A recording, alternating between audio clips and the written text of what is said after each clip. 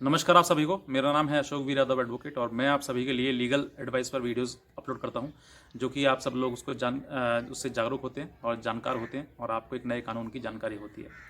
तो बहरहाल आज हम बात करते हैं एक ऐसी ही एक डिस्प्यूट की, सेक्शन 498A यानी कि दहेज के बारे में ही। एक अब से मतलब कल मैंने एक वीडियो बनाया जिसमें कि मैंने ये बताया था कि जिसको मतलब जो पत्नी अपने घर वापस जाना चाहती है, मतलब ससुराल जाना चाहती है, तो उसको क्या करना चाहिए, कौन कौन से केसेस करने चाहिए, किस तरीके से वो अपने घर वापस जा सकते हैं। तो इसके संबंध में मुझसे बहुत सारे मतलब महिलाओं के लगातार फ़ोन आने लगे और मुझसे पूछने लगे, जो कि सर हमें भी जाना है, हमें भी जाना है, हमें भी जाना है, कैसे जाएँ, किस तरीके से जाएँ।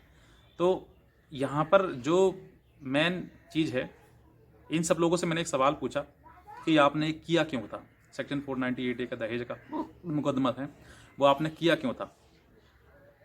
तो क्या इनके मन में था, क्योंकि एक महिला हो, एक पर हो तो बात ये समझी जा सकती है कि हाँ चलो ठीक है, इसके द्वारा कर दिया गया। लेकिन जब बहुत सारी महिलाएं हों और उनका जवाब सेम ही आता है और इस तरह की जवाब आता है जो कि आप सुनकर भी सोचेंगे कि हाँ ऐसा भी होता है, तो उस तरीके सवाल का जवाब मुझे मिला। तो फिर मैंने सोचा कि मैं क्यों ना आपको ही बताऊं, जो पति हैं, जो मेरी वीडियोस देख रहे हैं, वो भी देखें कि पत्नी आपके ऊपर जो सेक्शन 498A यानी कि दहेज का केस या फिर मेंटेनेंस का केस या फिर डीवी का केस, इनका केस करती ही क्यों है, क्यों इन सब चीज़ों की नौबत आती है करने के लिए। तो जो मेरा विचार है, हालांकि किस सबका अलग अलग हो सकता है, क्योंकि मैंने ज़्यादा चीज़ों को क्लोजली देखा है और मैं उन सब चीज़ों में लगातार जुड़ा हुआ हूँ उनसे। कोर्ट में भी देखता हूँ तो बहुत सारी चीज़ें देखी जाती हैं, बहुत सारे केसेस लड़े जाते हैं। तो उन सब चीज़ों के एक मैं सोच रहा हूँ कि जो मेरे पास है अनुभव, वो मैं आपको शेयर करूँ ताकि और भी सब लोग इस चीज़ से जागरूक हो सकें। तो ज़्यादातर महिलाओं का जो मोटो है वो ये है कि पति, कुछ लोग तो मुझे कमेंट भी किया पिछले वीडियो पे। उन्होंने ये बोला कि सर हमें मजबूर किया गया सेक्शन 498A दहेज का केस करने के लिए। तो मैं ये कहना चाहूँगा आपसे कि अगर आपको मजबूर किया गया था तो दहेज का ही केस क्यों किया था आपने। और अगर आपसे अब आप ये कहते हैं कि मुझे जाना है घर, तो अगर आपको घर जाना है तो फिर दहेज का केस क्यों किया था। अब मैं आपको कुछ महिलाएं हैं जिनको मैं जिनका मेरे पास आया कॉल, तो मैंने उनसे सवाल पूछा। मैं अलग अलग आपको बताऊंगा कि किस तरीके का मैंने सवाल पूछा और किस तरीके का उनका जवाब मिला था। मैं किसी का नाम नहीं लेता हूँ, किसी की आइडेंटिटी मतलब डिस्क्लोज यहाँ पर नहीं करूँगा, लेकिन हाँ मैं एक सीख जरूर दूंगा आपको, ताकि आप इन सब चीज़ों से सीख सकें और आप भी इन सब चीज़ों से जागरूक हो सकें कि हाँ ऐसी चीज़ें हमारे सामने हुई हैं। एक महिला का मेरे पास फ़ोन आया, उन्होंने मुझसे कहा कि सर मुझे जाना है। मैंने कहा जाना है तो फिर आपने कोई केस वगैरह किया। तो उन्होंने कहा कि सर हाँ मैंने केस किया है, सेक्शन 498A दहेज का केस किया है और मेंटेनेंस का किया है और डीवी का किया है, डोमेस्टिक वायलेंस का इसका केस किया है। तो मैंने कहा क्यों किया था, आपसे कोई दहेज का मांग की गई थी। तो उन्होंने कहा सर हाँ मुझ पर मेरे मेरे जो सास हैं वो मुझे ताना देती थी कि तू लेकर के आई है किस तरीके से, लेकिन मुझे अब घर उसमें वापस जाना है। तो मैंने कहा अगर आपको ऊपर आप पर दहेज मांगा गया आपसे, तो आप केस लड़िए, आप उसको सज़ा कराइए, क्योंकि आपके साथ गलत हुआ है। आप जाना क्यों चाहती हैं। तो कि सर नहीं जाना है मुझे, और जाना इसलिए है क्योंकि अब मैंने सब देख लिया, मेरा कोई नहीं है, मुझे पति चाहिए, तो मुझे अब वहाँ पे जाना है। तो मैंने कहा देखिए अगर अच्छा ये बताइए आपसे पति ने भी क्या आप कोई दहेज मांगा था कि नहीं। पति ने तो नहीं मांगा था, पति तो मेरे बहुत अच्छे थे। तो फिर पति जब अच्छे थे तो छोड़ा क्यों उनको। अगर वो अच्छा व्यक्ति था तो उसको छोड़ा क्यों। उस पर इतना तुमने केस कर दिया, सेक्शन 498A का दहेज का केस कर दिया।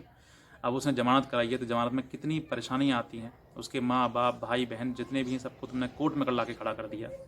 तो क्या ये तुमने सही किया। तो फिर वो कहने लगे सर मैं माफ़ी मांगती हूँ उसके लिए और मुझसे गलती हो गई, लेकिन अब मैं क्या करूँ, किस तरीके से मैं जाऊँ।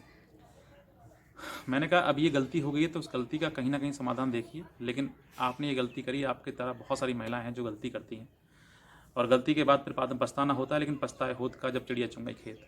तो बहुत ज़्यादा देरी हो जाती है।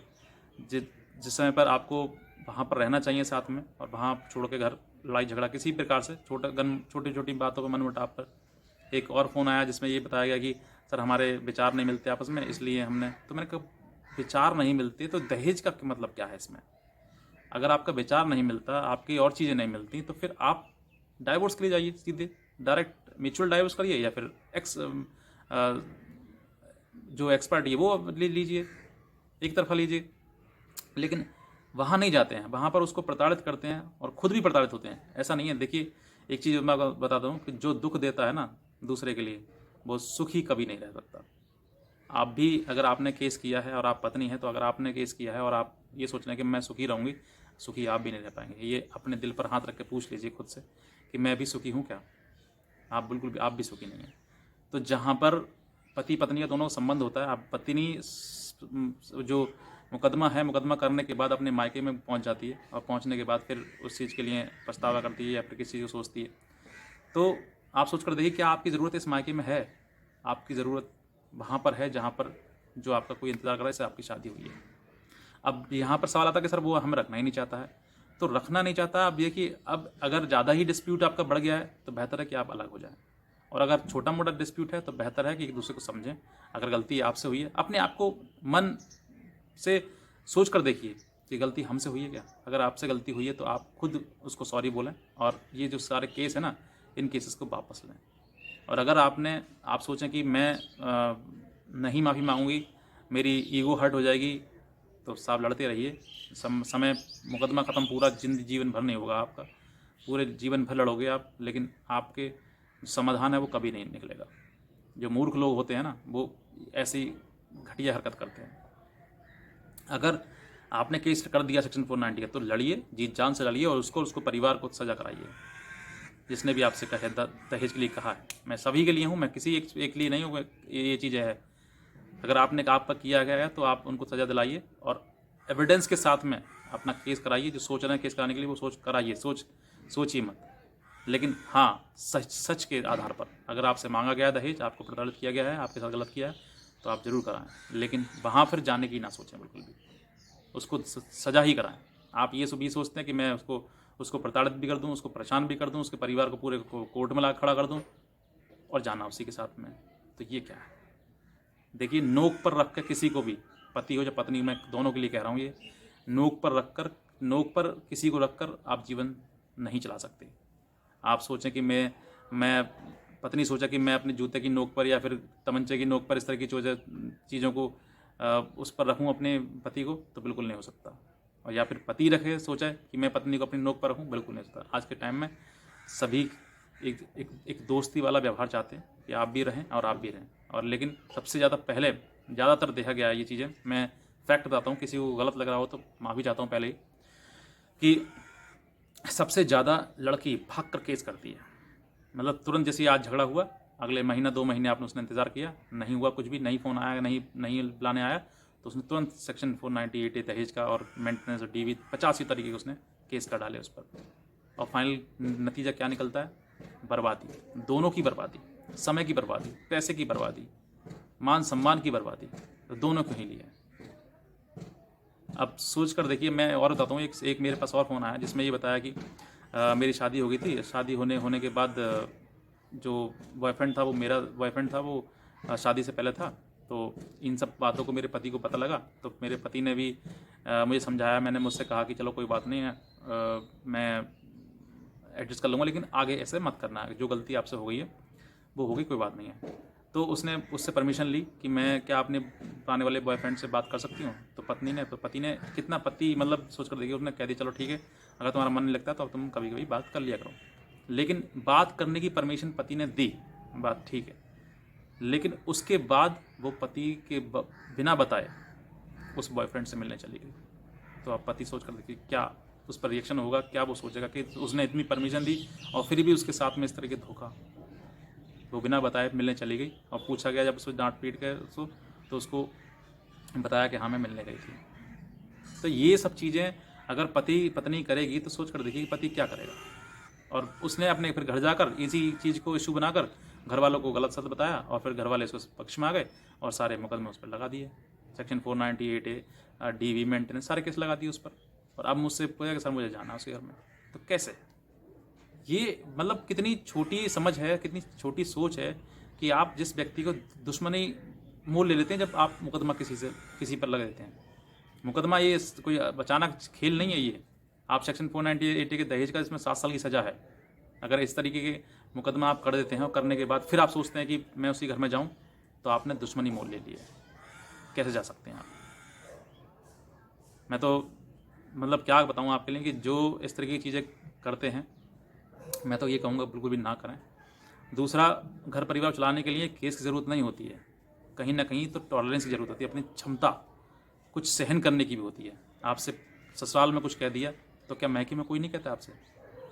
मायके में भी तो कहता है। भाई आपका कोई गुस्सा आया तो कहता होगा, माँ आपकी गुस्सा आया तो कह देती होगी, पिता कह देते होंगे, और बहुत अच्छा परिवार है और अगर नहीं भी कहते हैं तो क्या ससुराल में जाकर थोड़ा सहन नहीं कर सकते हो?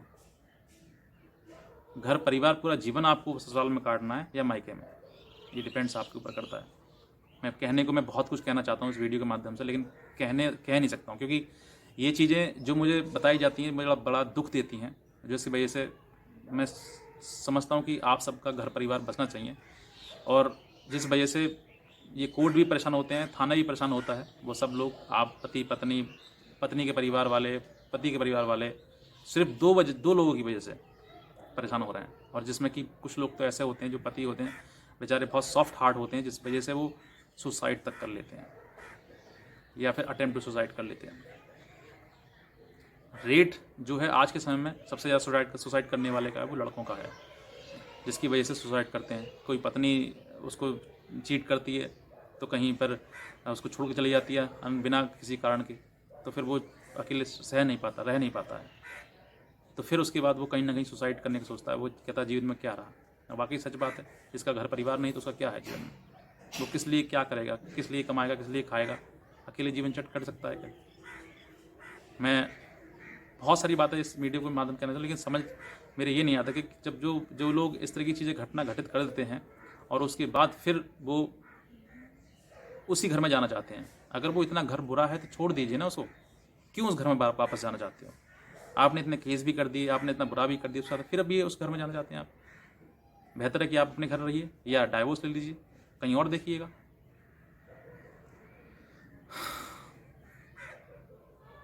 बाकी एक जो वीडियो है ये मोटिवेशन के लिए है, आप ही के लिए। किसी को कुछ कष्ट हो इस वीडियो से तो क्षमा चाहते हैं हम पहले ही, क्योंकि हम किसी की भावनाओं को ठेस पहुंचाना बिल्कुल भी नहीं चाहते हैं, ना पति की ना पत्नी की। लेकिन जो मेरा उद्देश्य है वो ये है कि अननेसेसरी जो गलत मुकदमे लगा दिए जाते हैं झूठ झाट के आधार पर, तो फिर पति को भी दुख होता है। और बहुत सारे पति हमसे एडवाइस लेते हैं, हमसे पूछते हैं, तो हमें भी लगता है। एक पति बेचारे जिन पर कि बिना किसी कारण के फ़ोन पे ही सिर्फ बात हो गई, फ़ोन पे ही लड़ाई झगड़ा हो गया, जिस वजह से उसने वो आना छोड़ दिया पत्नी ने, और फिर उसके बाद वो सारे मुकदमे लगा दिए, जो कि सेक्शन 498 दहेज का और 12 DV का और मेंटेनेंस का, इस तरह के केस उसके ऊपर लगा दिए गए। अब लड़ते रहिए केस। जीवन केस लड़ने के लिए है क्या? शादी आपने केस लड़ने के लिए की थी क्या? बहरहाल बस मैं इतने कहना चाहूँगा, बाकी आपकी सबकी समझ है, जो आपको करना है आप करिएगा, आपकी अपना जीवन है। लेकिन मेरा उद्देश्य ये था कि आप इन सब चीज़ों को समझें, समझ के जीवन में अच्छे से अपना परिवार चलाएं और पढ़ें। इन केस में कुछ नहीं लगा, कुछ नहीं मिलेगा। अगर मेंटेनेंस भी, अगर आप बार बार मेंटेनेंस के लिए कह रहे हैं, सोच कर देखिए कि मेंटेनेंस के लिए शादी करी थी आपने क्या? कि मैं अपना शादी करने के बाद पति से मेंटेनेंस लूँगी? साथ रहने के लिए किया था ना, तो साथ रहने वाले कर्म कीजिए। कुछ लड़कियाँ गलत कर देती हैं, कुछ लड़कियाँ किसी और के साथ में फिजिकल हो जाती हैं, उन सब चीज़ों को गलत चीज़ें हैं, तो ये चीज़ें क्यों करते हैं आप? पति है ना आपका। फिर भी मैं किसी पर्सनल नहीं करना चाह रहा हूँ, बस ये है कि आप इन सब चीज़ों को समझिए और जिससे भी गलती हुई है उसको क्षमा मांगकर या केस वापस करके या किसी प्रकार से समझौता करके साथ रहिएगा। और अलग होना चाहते तो अलग हो जाइएगा, लेकिन लड़ने में कोई बेनिफिट नहीं है आपको।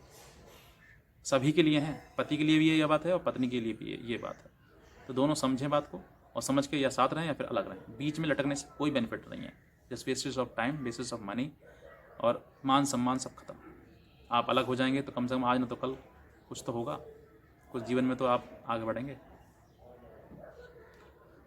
तो बस मैं इतना ही कहना चाहूँगा। बाकी आप सब लोग समझदार हैं और इस चैनल पर नए हैं तो तुरंत सब्सक्राइब कर लीजिए। बस मैं इतना ही कहना चाहूँगा। बाकी आज की वीडियो के लिए आप सभी का बहुत बहुत धन्यवाद।